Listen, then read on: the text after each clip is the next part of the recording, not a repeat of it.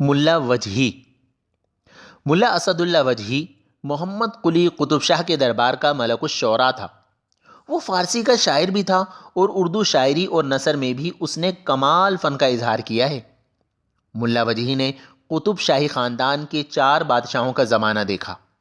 ملا وجہی کی زیادہ شہرت اس کی کتاب سب رس کے منہون منت ہے، لیکن حقیقتاً ملا وجہی کی مثنوی قطب مشتری بھی اس کے فن کا بہترین شاہکار ہے۔ مثنوی قطب مشتری میں ملا وجہی نے قلی قطب شاہ اور مشتری کی عشق کی داستان کو رمزی انداز میں پیش کیا ہے۔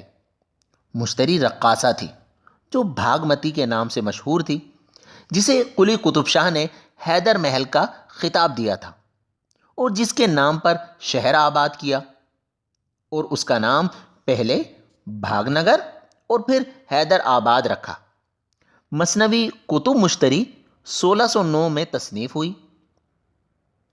سب رس ملا وجہی نے عبداللہ قطب شاہ کی فرمائش پر 1635 عیسوی میں تصنیف کی۔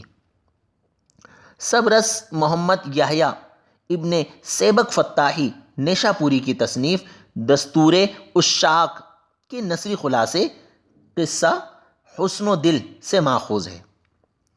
فتاحی کی اس تصنیف اور موضوع کی اتنی شہرت پھیل گئی کہ فتاحی نے اس قصے کو دوبارہ مسجع و مقفع نثر میں لکھا اور شبستان خیال میں پیش کیا۔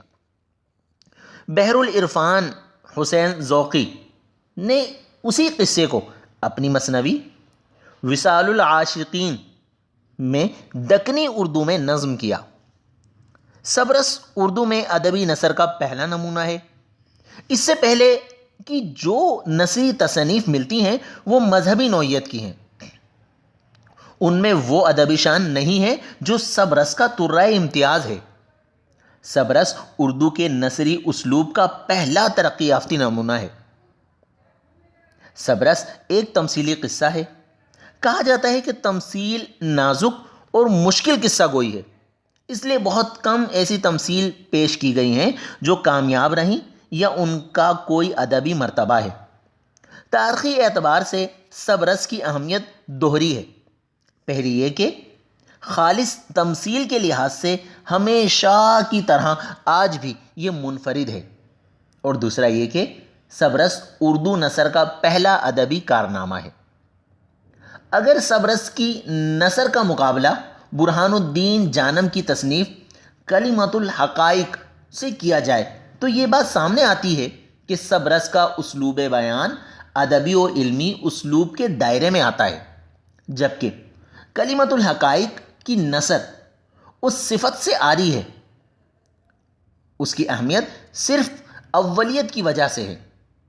کلمۃ الحقائق میں ٹوٹے پھوٹے انداز میں مخصوص صوفیانہ خیالات کو بیان کیا گیا ہے، جبکہ سب رس میں قرون وسطیٰ کے اس عالمگیر قصے کو موضوع فکر بنایا گیا ہے جو اس وقت کی ساری مہذب دنیا میں مقبول و معروف تھا۔ اس کے علاوہ سب رس کی زبان ایک ایسے نئی لسانی و تہذیبی عناصر سے مل کر بنی ہے جو اس دور میں بالکل نئی چیز تھی۔ اس سے پہلے نثر کا مقصد صرف و محض عوام تک اپنی بات پہنچانا تھا، اس میں اسلوب کی کوئی اہمیت نہیں تھی، لیکن سب رس میں اسلوب کو بنیادی اہمیت دی گئی ہے۔ ملا وجہی کو اردو کی ادبی نثر کا موجد بھی کہا جا سکتا ہے۔